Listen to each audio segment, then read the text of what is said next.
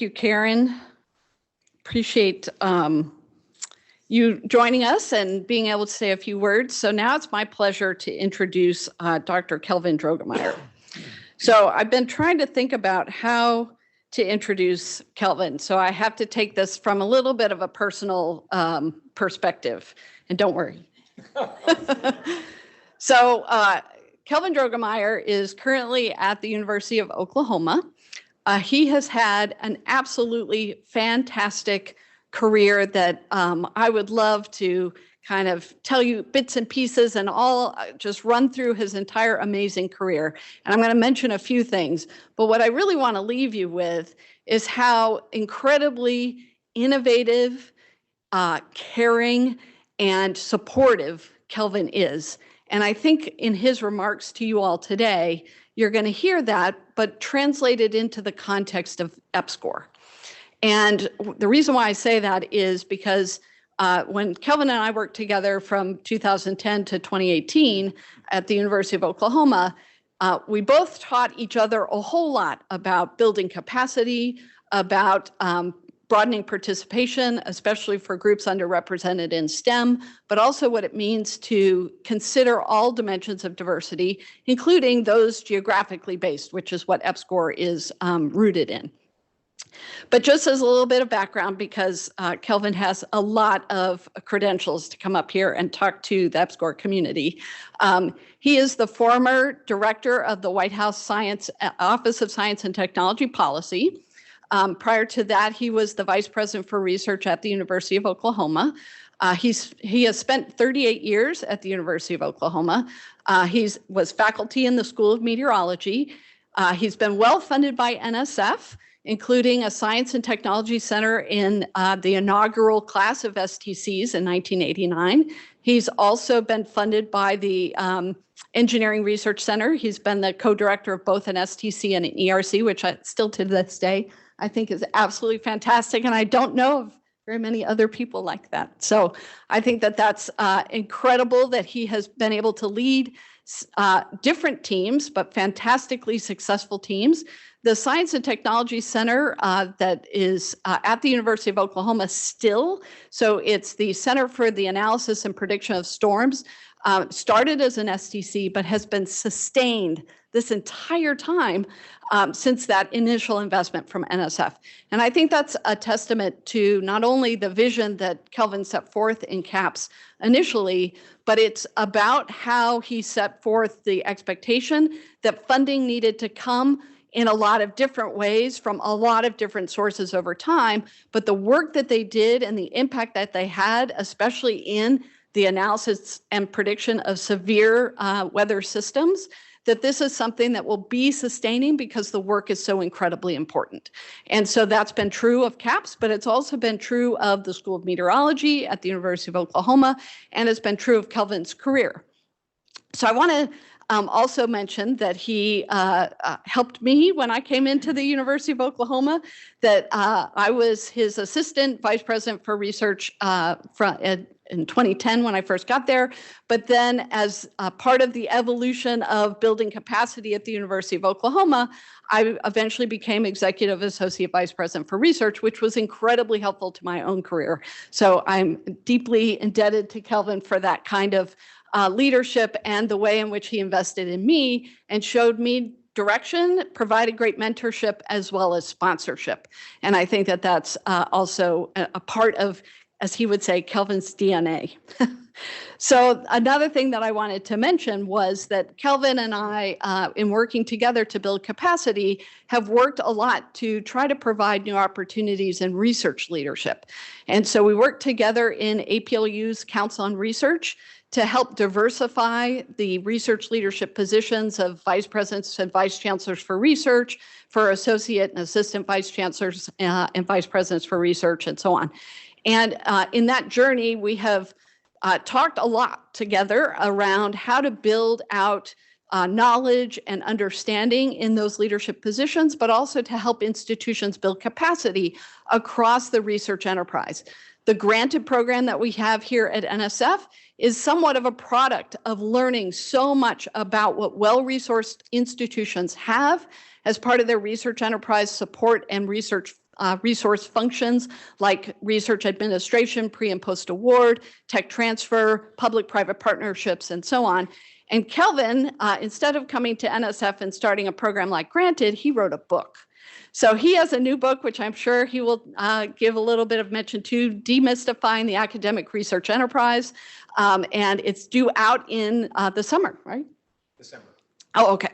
So anyway, I don't want to keep going on and on and on. I just want to leave you all again with this fantastic notion that Kelvin is an incredible person. He's definitely worth knowing while you're here at this EPSCoR meeting if you've never met him before. I know he has a huge fan club out there. Many people have met him over the years. He has been such a champion of EPSCoR since, I mean, really probably forever, but because he grew up in Kansas as well. But the contributions he's made to Oklahoma are deeply rooted in the success that the university has as well as the jurisdiction. So with all of that, thank you so much for inviting Kelvin to be here. And Kelvin, thank you so much for joining us. Thank you. Perfect, thank you. I definitely want her to come to my funeral. Yeah. Thank you so much, Alicia, for that just incredibly gracious introduction. Thank you, Sandra, for just bring up the first blank one. There you go. Perfect. Thank you. Awesome. I feel like I'm teaching again here. There you go. Awesome. Thank you so much. Well, I am absolutely delighted and honored beyond words to be here today. And one of the things I dearly love about NSF, you have Alicia and Karen and Sandra, and pretty much most of the people here came from our community. They're academics. They're us. And so when they come to NSF and you hear Karen, Alicia, and Sandra talk about, we really want NSF to, to be a place where you can come and to resource you and to help you. They really mean it because they're us. They're part of our community. I think that's just absolutely, absolutely extraordinary. I want you to think of an example in your own life, your personal life, your professional life, where you've seen a transformation happen. Transformation, not a transition, but a transformation. You might think of your children, your spouse. I'm not talking about what you wish they would transform into. I didn't mean to mention that on the heels of a spouse or children, but maybe your community, maybe your business, maybe your institution. Can you think of something where you say, yeah, there was a transformation? Anybody think of that? Want to offer an example? Come on now, this is like class again. I just gave my grades the other day. No? Well, there are a lot of things that we've seen are transformations. And one of the really interesting questions is, what does it actually take to transform something? And is it always a good idea? Some transformations are not a very good idea. I don't know about you, but I think the NIL and the transfer portal is not the best thing that's happened to college athletics, especially football. I think there's a transformation happening that we're going to regret. Dolly Parton trying to get into pop and rock. I don't think that's going to go well. I just don't think Dolly Parton is just cut out for that. Remember the Coca-Cola back in the day? We're going to reinvent Coke. This is a while ago. And it was such a disaster, they created something called Coca-Cola Classic. They went back to what was originally the case because the transformation, everyone thought was going to be great. It really wasn't. Kodak's another example of a company, it didn't transform itself, so it kind of got left behind in the digital revolution. So transformation happens a lot, but sometimes it's really difficult to control. What is the thing that's out there today that you think is going to be transforming society and we're like, uh-oh, we're back on our heels. What's going to happen? What is it?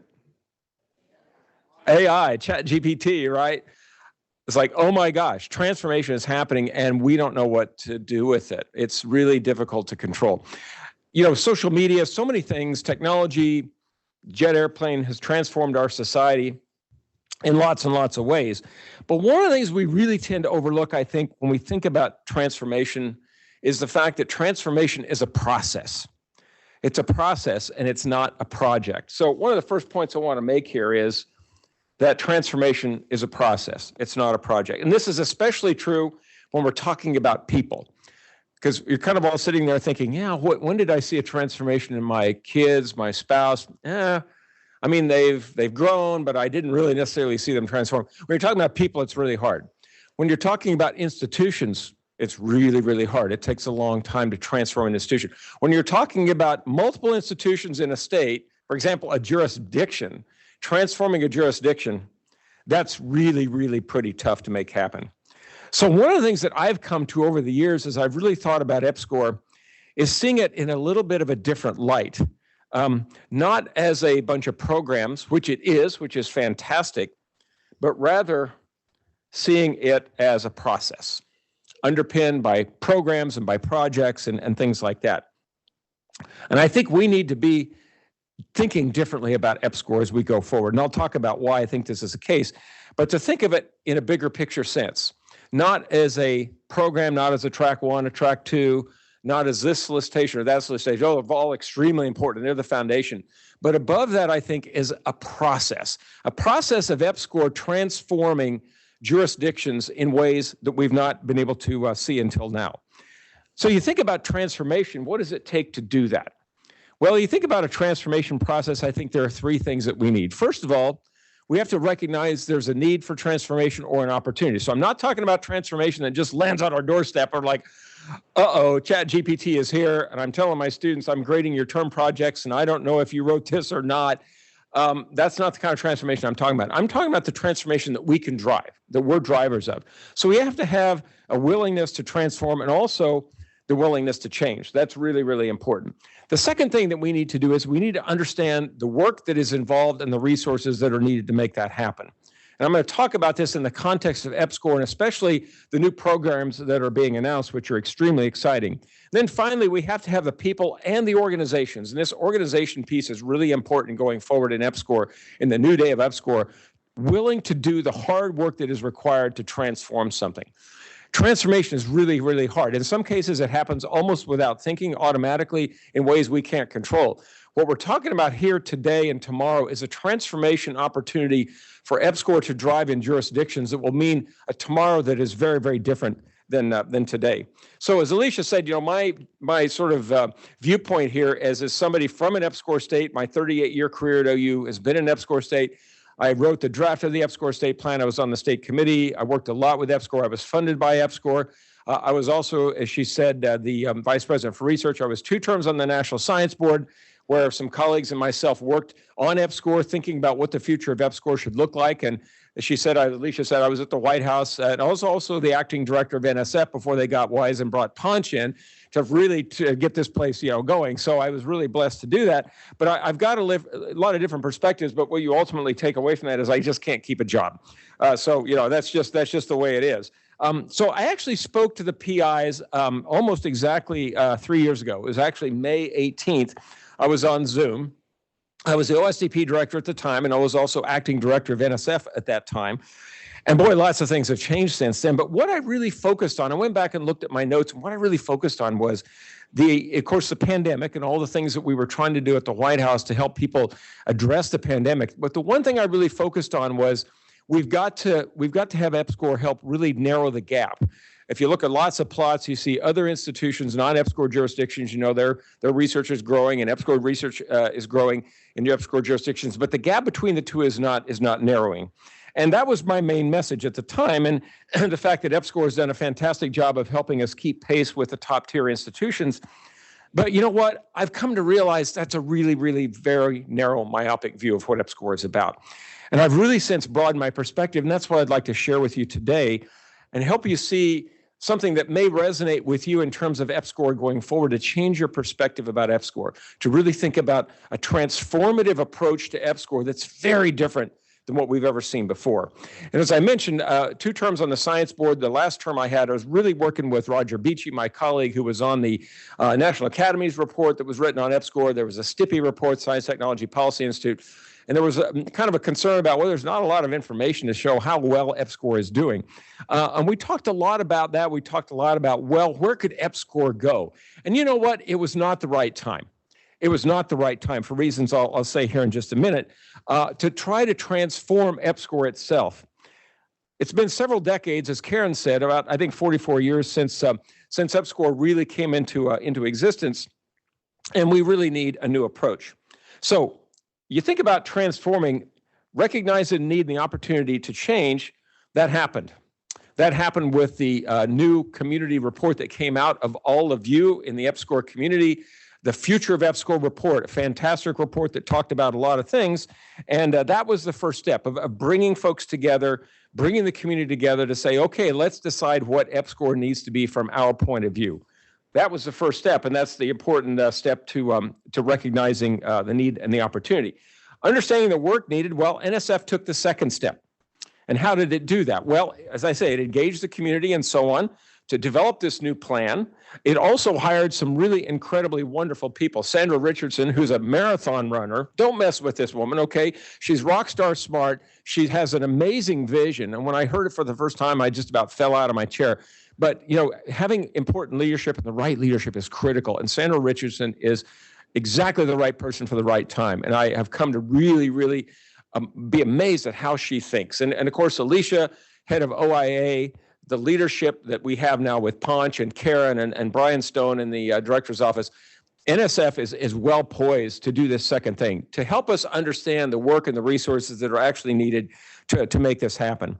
Also, as Alicia mentioned, this is really, really important. We have a clear mandate from Congress. Congress has always paid attention to EPSCoR because we have, 32 jurisdictions. So senators and congressmen and women are very, very keen on EPSCoR. But now they have a mandate. They said by 2029, 20% of the NSF research budget going to EPSCoR jurisdictions, not the EPSCoR program, which a lot of people thought was the case initially. And Sandra was like, wow, look at my budget. Look at where it's going. Not exactly the case. We got her off the ceiling pretty quickly after that. But it's a very, very important thing that Congress has said to make happen. And believe me, NSF is working extremely hard on this. The EPSCoR report that you all worked on and also the 2M report had a lot of really, really important recommendations. And there were a few of them that I just want to highlight. One of the first one is take an ecosystems approach to investments. And I think that's really important. I'll come back to that here in a second. Clustering around domains of context and strategy and outcomes and so on, and physical and administrative infrastructure. We've looked at NIH and how NIH does things like Cobre Awards. And they have sort of a research core, they have an administrative core, they have other kinds of cores. And that's a very interesting way to think about it, because one of the things that I've always sort of been troubled by with regard to EPSCoR is, and this is not today, but the previous EPSCoR was, it's sort of a one-size-fits-all, right? And I didn't like when Congress changed the name from experimental to established, because I love to think of EPSCoR as a sandbox where you can try out new ideas. That's exactly what Sandra is doing, and what her team, what they are doing. They're rethinking EPSCoR from sort of the ground up based on the input that you provided. And it really provides a tremendous opportunity to think of EPSCoR as this place where we can try new things that, frankly, and I'll talk about this in a second, really I think are only possible in EPSCoR jurisdictions. So really, really terrific stage set for this. So what does that all mean for us, right? Well, throw a lot of money at EPSCoR and hope for the best, right? That's oftentimes what happens. That's not the right approach. And I testified before the Senate Commerce Committee when what became the CHIPS Act was at that time called the Endless Frontier Act, and became USICA, the U.S. Innovation Competitiveness Act, and became CHIPS. I said, look, there's the idea of putting a lot of money into HBCUs for research. And I said, that's fantastic, but it can't be that alone for two reasons. Number one, that's going to fundamentally, in some cases, change HBCUs that have a very, very important teaching mission. What's that do to their teaching mission? It's wonderful to do it, but make sure that they want to do it. Make sure that it's in their best interest. Make sure they know how to do it. Very, very important. If you're going to transform an institution and drive it change with big dollars, make sure that their DNA is wanting to do that change. Make sure the boards of regents are on board and things like that, because you don't want to cause harm to them. And sometimes the worst thing you can do is provide a lot of resources to an institution, place high expectations on them, and they fail, and you set them up for failure.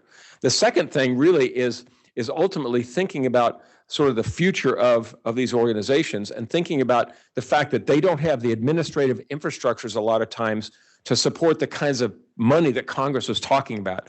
And there came the granted program that Alicia had this idea in her mind of we've got to, and again, she came from the community. She was a vice president for research. She was an associate VP. She's actually credentialed as a research administrator, so she knows what it takes. And she also knows that a lot of institutions don't have that capability. So it's not just about money for research, it's about money for the administrative and other physical infrastructure needed to be successful. The same is absolutely true for EPSCoR. So we need to think about, in a broader sense, not just doing the research, but the things that effectuate the actual research itself. So the community report that looked at the future of EPSCoR said, here's what NSF should do. And that was really wonderful. My question to you all is, what is the community going to do? If you wrote a report that said, here's what we want EPSCoR to do, we want more money here, we want structure here, we want this. The one thing I really didn't see so much in there, and I believe in my heart is so important in the terms of partnerships, is what are we, the community, bringing to the table? And that I think is really important. And why do we partner? I had a big partnership summit when I was at the White House, talked a lot about partnerships, put in place a lot of programs. And fundamentally, and I wrote this in my book, why do we partner? It's because somebody else brings something to the table we don't have. And what's beautiful about it is it empowers us to do things we can't do without them. So partnerships are fantastic. And I love what Karen said, going alone, you can go crazy fast. Okay, going together, you can go really far, and you can be strong, and you can be resilient, and against all the forces that are going to try to derail you or cause you to fail. So this is fundamentally the third part of this important equation for transforming. That is, the people in the organizations willing to do the hard work. And that's all of us. It's not up to NSF alone. And the report that I saw, which was fantastic, didn't speak to this very much. So I'm going to do that here. I'm going to take the opportunity to speak a little bit about what I think we, the community, should do. And I have no doubt at all that all of you are willing to do this, willing to do the hard work. But it's going to take a change of perspective because the world of EPSCoR is changing. And it's changing in a way that we've always wanted to see happen. And it's going to broaden our horizons, effectuate a lot of bigger change. But the change agent really is not just NSF, it's all of us. And you're going to be hearing more from Sandra about this. It's so exciting to me. But I'm going to really kind of challenge all of us to do some things that I think are very important to success. Okay, so the first thing I'm going to challenge us to do is to see the box top of the puzzle. Okay, I can tell you when I was VPR and I saw a lot of proposals come to say NASA EPSCoR and some of the stuff that went to NSF, we saw faculty and even the directors of the programs wonderfully be diving deeply into their research. We absolutely wanted to see that happen. But on the other hand, it's important for you all as the PIs and the directors of the projects to step back and see a bigger picture than the individual funding streams that are coming forward. And, sometimes I can tell you, Alicia talked about me being an STC director, an ERC, and so on. There's a lot of stuff you have to do with those centers to make them successful. And none of it has to do with publishing papers or giving inspiring talks or even advising grad students. It's budgets, it's compliance, it's reporting, it's all these kinds of things. And I actually kind of found that pretty interesting myself, but a lot of people don't. And we tend to overlook the fact that oftentimes, even though in those kinds of organizations, we're like, gosh, NSF, I wish they'd kind of, back off, leave me alone a little bit and let me do my work. If we're doing another site visit, oh my gosh, we just had we're site visit 13 times in 11 years of our STC. It was the first class, NSF was figuring it out. But I want to help you understand or have you really recognize that NSF is more about money and grant programs. NSF is a major driver of change and transformation. You think about what NSF has done in the community throughout its history and more recent examples like EPSCoR. Many other federal agencies bought into the EPSCoR idea. And I was on the science board when Subra Suresh was director of NSF and he brought this idea up and we were like, oh boy, this gets NSF on the slippery slope of getting into tech transfer and applied research and translational research. And he's like, no, NSF has to start doing this. Well, now we have the TIP directorate. It was a brilliant vision. And NSF through EPSCoR and through Advance and through EPSCoR, through SDC, ERC, IUCRC, all these programs, NSF changes the community because NSF listens to the community. That's really important. NSF doesn't just have these ideas, workshops and through committees of visitors and through advisory committees to the directors. NSF listens to the community and says, okay, we hear you. Here's what we're going to do. And that's exactly what happened to EPSCoR. When you see the EPSCoR report and you see what the community said they wanted and you see what Sandra has now put together with her team, you're going to find out that, in fact, They have listened and, in fact, have set the community up for major success. So I think it's important to realize that, and I talked to Sandra about this the other day, how do we portray what EPSCoR does? How is it successful? Grants awarded, papers published, intellectual property, license, all that kind of stuff is great. I said, the one thing that we don't talk enough about is about NSF driving change. When NSF put out an important notice, I think it was 144, when France was director 4 or 5 years ago, it was about sexual harassment.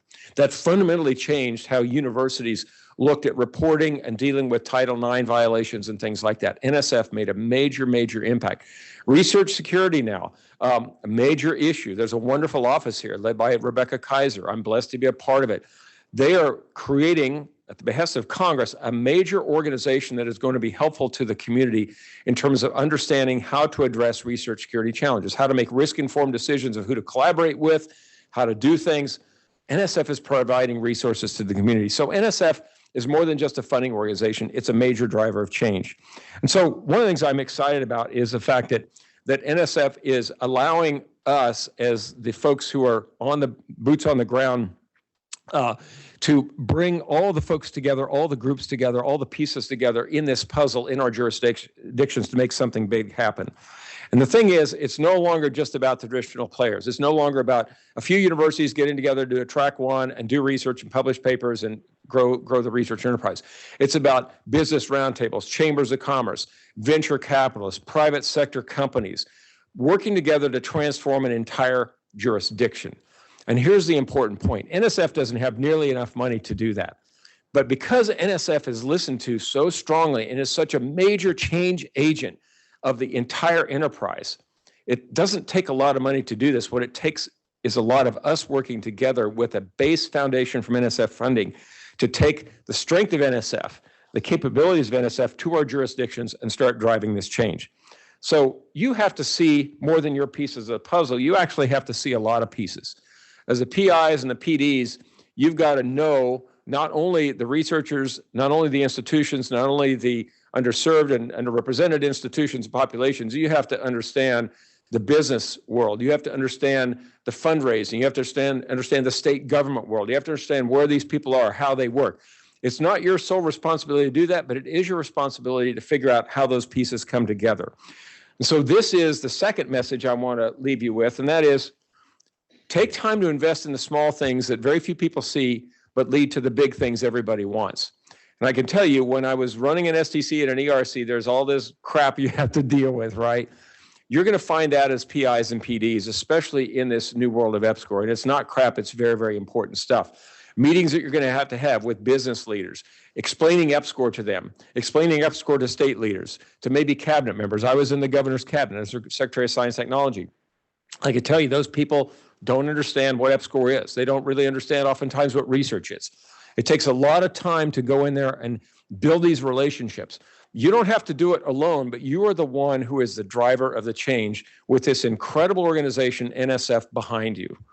Proudly wear your NSF lapel pin. Say, I am an NSF project director from an EPSCoR program that Sandra will talk about, and I'm here to do X, Y, or Z. And these folks, Sandra and Alicia and other people, will be happy to come to your state, meet with your governor, meet with the chair of the business roundtable, meet with the state president of the Chamber of Commerce, the kinds of things that you need to be doing to creating this massive change. So these are all things that don't lead to published papers. They don't lead to students graduated. They don't lead to new grants. They do lead to jurisdictional transformation. That's the name of the game.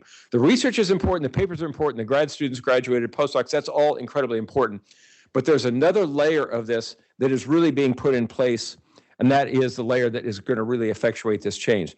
So I would just be very honest with you and tell you what I would tell the STC directors and the ERC directors when I would often talk to new classes. NSF would invite me to come, and I'd say, look, if that's not for you, don't do it. You'll be miserable. You're going to be miserable doing these kinds of things when all you really want to be doing is being left alone in your lab with your students doing your research. Praise God, you want to do that. If that's your thing, go do it, and Godspeed and do a great job.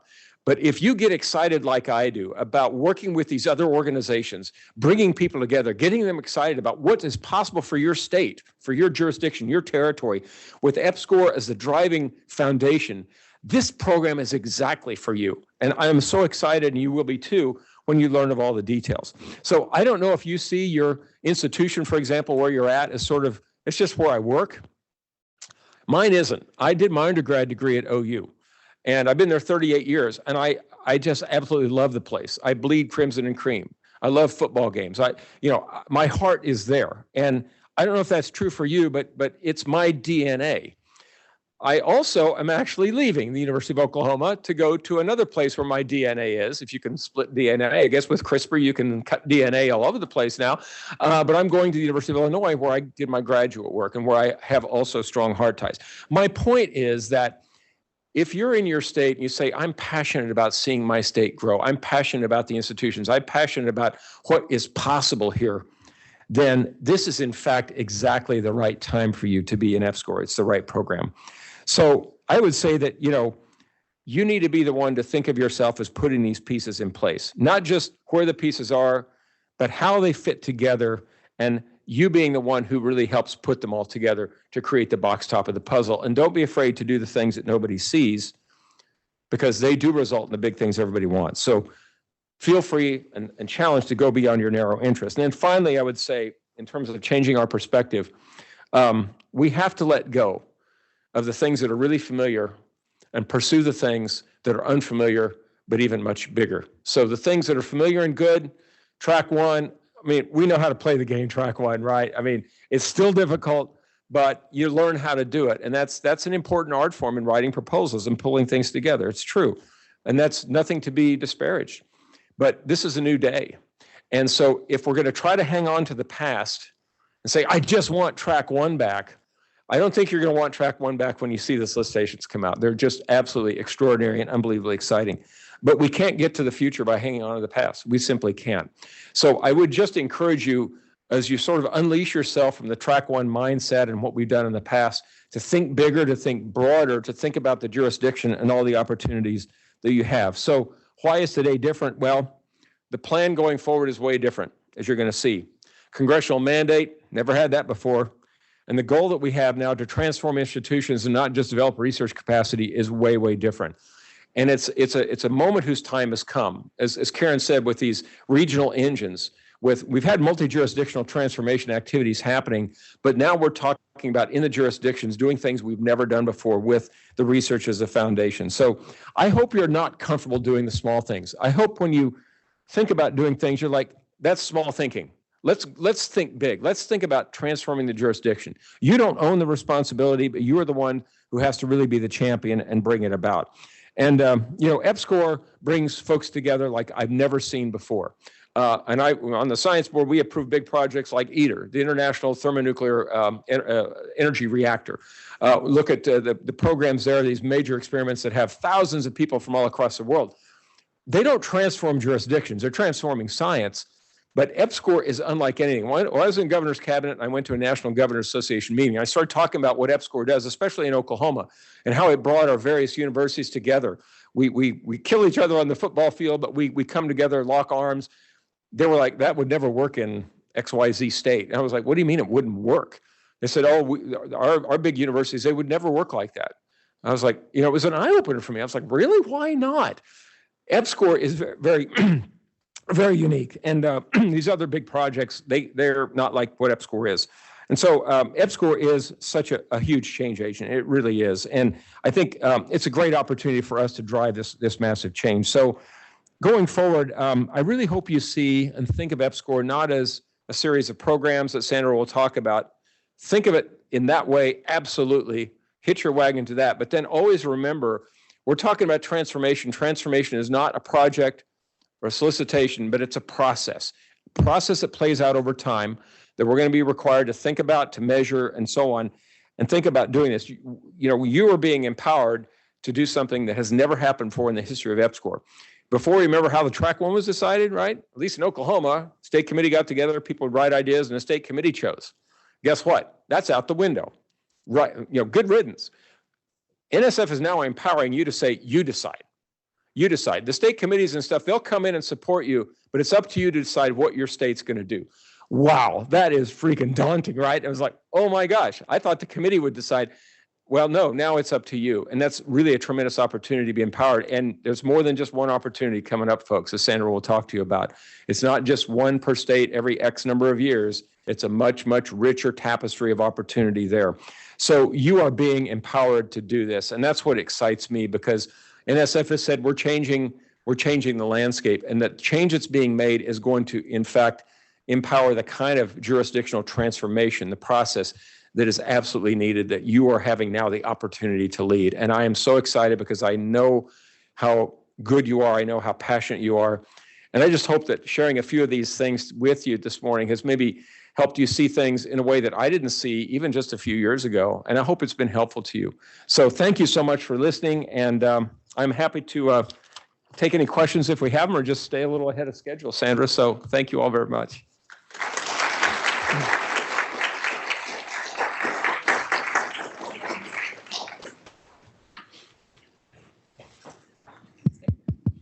So Kelvin is happy to take questions, and you should take advantage of this opportunity.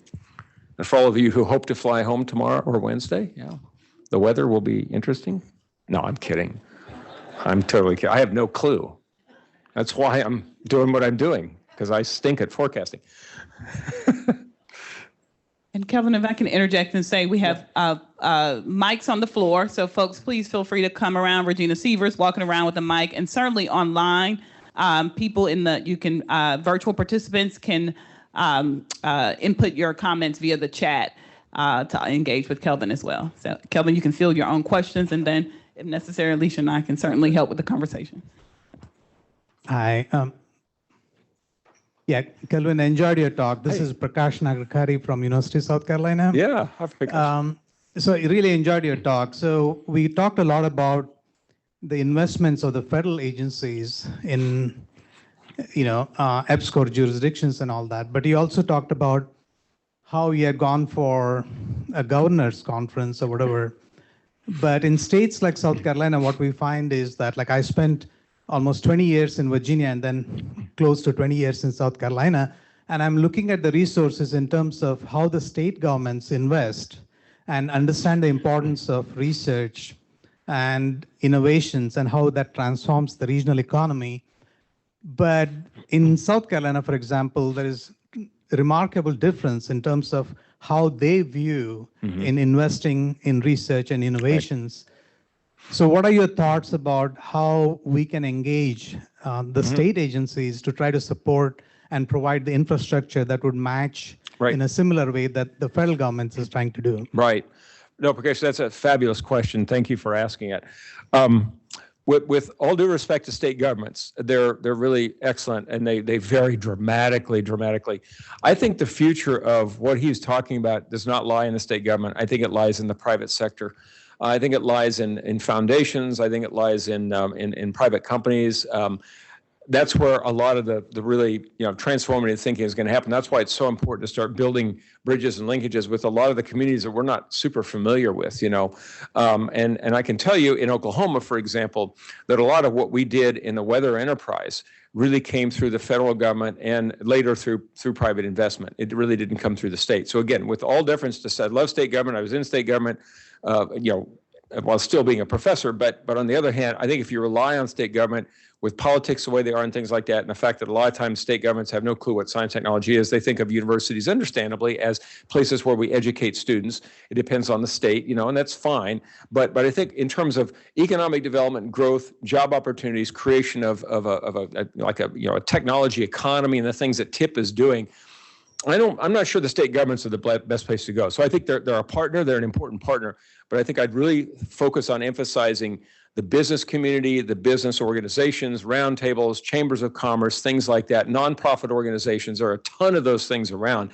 And sometimes they're a little bit difficult to find, but if your university has a tech transfer office or, the governor's office can point you to these sorts of things, or you just, find them out yourself on the web, that would be where I would focus my energy, because that's where I think the return on investment is going to be greatest. And frankly, a lot of times when state governments change, parties change, different viewpoints come in, the private sector is more stable in that regard, I would say. So again, not to dismiss state governments, include them as a partner, but I'd really focus on investing in a lot of these other organizations that traditionally haven't been part of that EPSCoR conversation. But again, that's what I think is going to empower this transformation at the jurisdictional level. Great question. Thank you for asking that. Hey, Kelvin.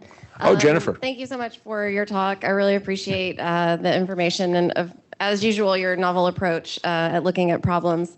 So kind of related to what Prakash raised, and similar to some of the language and conversations that we've had related to the granted program, like, for example, I know that in a previous presentation, Alicia had mentioned she really wanted to see applications from staff members, not necessarily faculty, but people in supporting roles at these institutions. And when we raised that in September, I remember there was a response from the audience about there are lots of not R1, but well-resourced institutions that don't allow people to submit proposals unless they have a PhD. There are lots of administrative and policy barriers to real robust implementation of programs like Granted and the Accelerating Research Translation Program that's come out of the TIP Directorate recently. So in terms of thinking of partnerships with state government agencies or professional societies, national organizations, nonprofits, like you're mentioning, what advice would you have, in terms of, it's not just the investment that we're asking these institutions to make. There are going to have to be some pretty drastic policy changes and administrative changes at the cultural level of an institution or a campus. How can we as EPSCoR PIs and the EPSCoR community, especially in Arkansas, I'm not at a university. I have no control, no oversight over any of our subawardees in that way. How can we start that conversation, and how can we support our institutions and our faculty members and our staff, supporting staff, as they try to pursue these novel opportunities and are faced with those types of roadblocks? Yeah, that's a really, really great point, and it's so easy to just sort of gloss over and dismiss that important point you just made. But you're right, there are a lot of policies and a lot of sort of institutional DNA that has a lot of historical inertia behind it. This is where I think NSF can be a real important change agent. Also, if they say, well, what's the argument for having staff who don't have a PhD submit a proposal? Well, you're going to leave all this money on the table? You're going to leave the opportunity to get funded to create the infrastructure that you want to grow the university research enterprise, and you're just through some, sort of rule that was created 30, 50, or 100 years ago, we're not going to allow us to go after this funding. So I think one thing is to make sure NSF understands this, and Alicia brought this knowledge personally with her to NSF. And the Granted program has been educating a lot of folks at NSF about how the universities work, where a lot of people they didn't see that side of it. So that's been really important. But also things like the HR systems at universities. They've been meeting with the Coupa HR team. NSF has, Alicia Shop has, to talk to them about how a lot of times positions in universities for administrative research support fall under some other weird staffing category.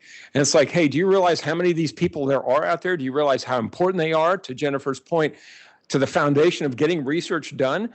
We've got to wake up the HR community and say, it's time to really rethink and redo some of these things and modernize it. And they've gotten the attention of Coupa HR in this process. So I think, Jennifer, to your question, you got to get the attention of people and have them realize this is really important change.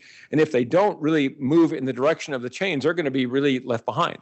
And so I would say that, NSF and maybe other agencies, but the community getting together, and maybe, Jennifer, you could say, hey, let's fund it. Let's go to NSF, ask for funding for a workshop to engage these exact questions and come forward with some data to show how many institutions have these limited sort of policies that are restricting or prohibiting or inhibiting our ability to participate in exactly the enterprise NSF is trying to create in terms of broadening participation, broadening geographic distribution. There are barriers everywhere, and we have to knock them down one by one. So I think you as a community could be very helpful. Is that right, Alicia, that they could ask for a workshop to, Absolutely. To look at these things and bring them forward and see what could happen? So I also just wanted to add that the whole point of Granted in particular is sort of addressing barriers to access. And this one example, Jennifer, that you brought up about PIs needing a PhD at an institution. So that, to me, and I've been in many institutions, not just the University of Oklahoma, and I've been in different types of positions, not always in a position to actually make a policy change, but to try to inspire others to kind of do the groundswell to get the policy to change. And I think that institutions are different. Sometimes it takes longer to make changes, but sometimes it's just one person who makes a change.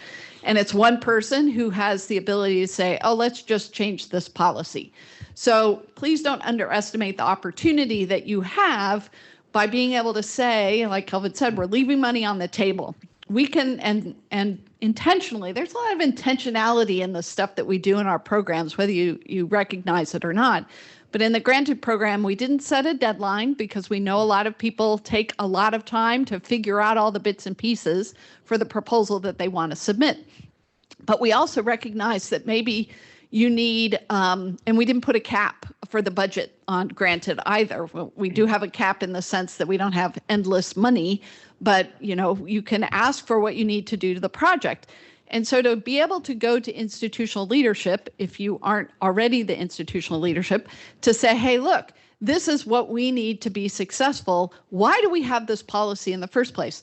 And if you can't change a rather arbitrary, in my opinion, policy that says only PhDs can serve as PIs for grants, if you're a full-time employee, you're not going anywhere, so on and so forth. That's usually what institutions are worried about, is a temporary person's going to take off and leave behind the grant to be managed by somebody else. But if you're a full-time employee, you don't have a PhD, who the heck cares, quite frankly?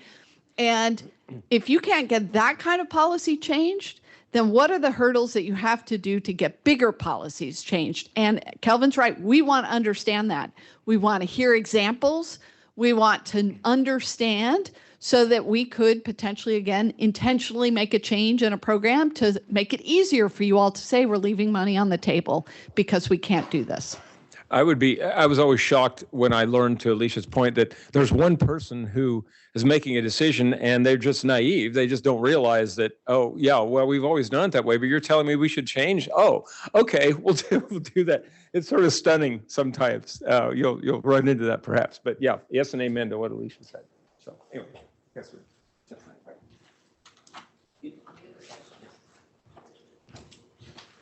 We probably can take one or two more questions. I'll give you an update on the agenda in a second if Kelvin doesn't mind. But if anyone else has questions, and Kelvin, there's one question in the chat that I'll read for you. Any suggestions for young investigators on how to start to engage governors and senators? Well, somebody asking the question, any suggestion for young investigators, the fact that they're asking that question is absolutely fantastic.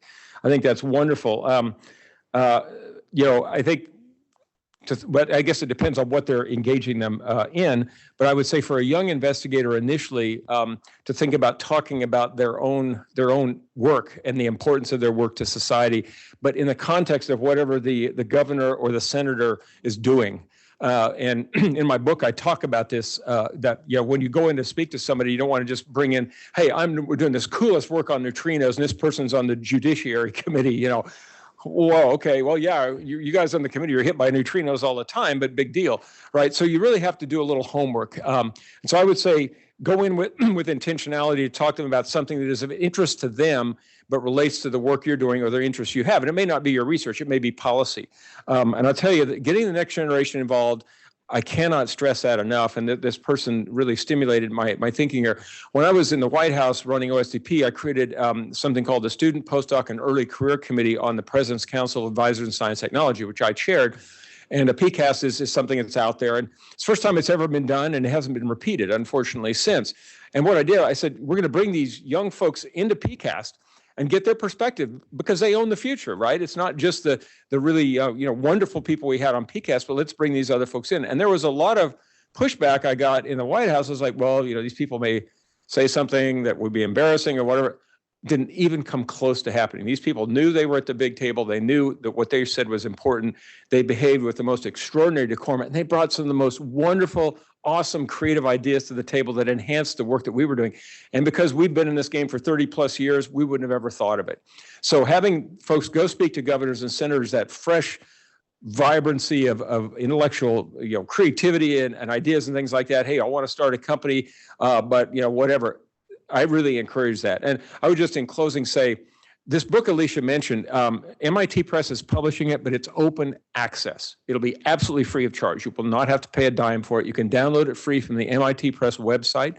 I do not want any barriers to accessibility. It's for all institutions and all disciplines, art history to zoology.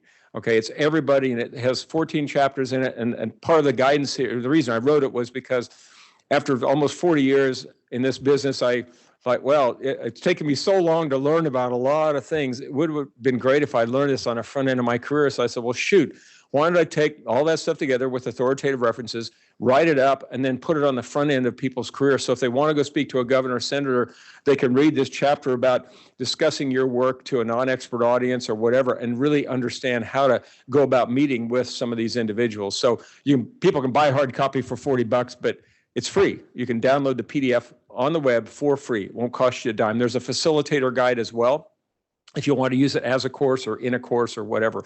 And I wrote it for exactly the reason that this person asked the question, that I want those young next generation folks to be involved. But it's also great for people in the middle part of their career who say, I'd like to get involved with policy. I don't even know how the federal budget for R&D works. I hear this stuff about hearings, and I hear about testimony, and I hear about the OMB does this or that.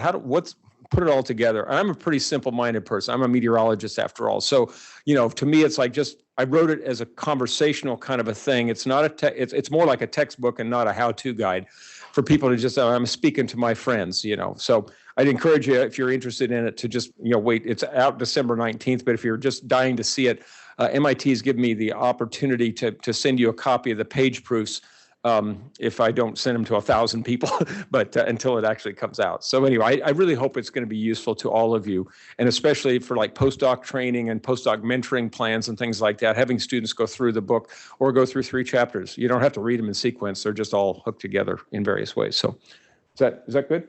Okay, cool. Thank you.